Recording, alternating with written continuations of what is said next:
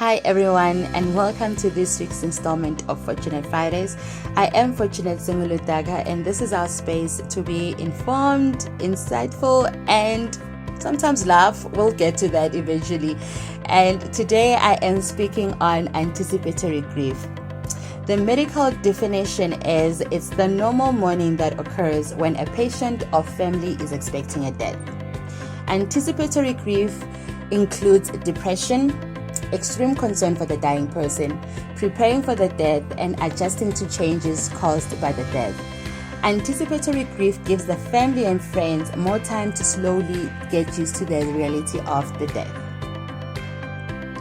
Just to share, my second husband was diagnosed with cancer at the age of 32. He had recently graduated with his medical degree.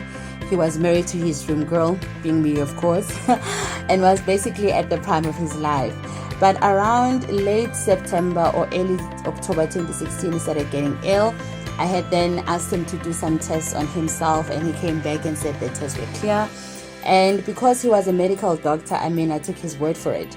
But he still didn't get any better, so I then suggested that he goes to hospital, and then we could have other professionals have a look at what was happening. That's when they did a biopsy and they did numerous scans, and they came back with a diagnosis and a very poor prognosis. And we were basically told that he doesn't have much time to live. He should get his life in order. And that's when my husband went through the whole grieving process. He then started grieving for his own anticipated death. He went through the denial, the anger, the bargaining, the depression, and then acceptance, which are the 5 stages of grief. And then as time went on, I slowly also joined him in the whole anticipatory grief journey.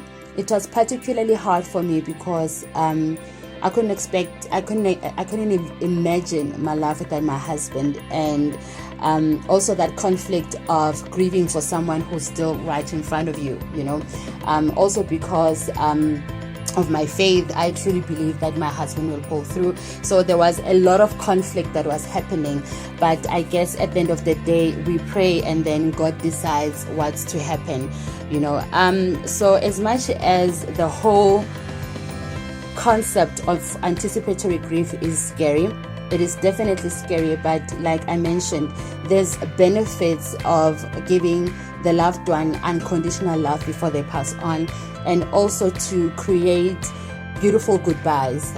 Goodbye is never nice, but give closure. That's one thing I took from my own anticipatory grief.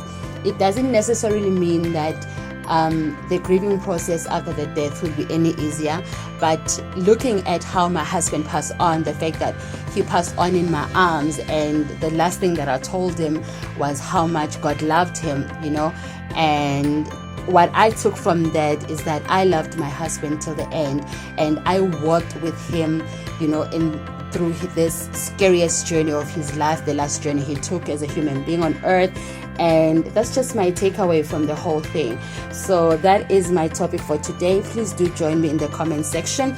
And this whole piece is dedicated to the loving memory of my late husband, Dr. Mbulelo Ludaka. Thank you, everyone. Ciao.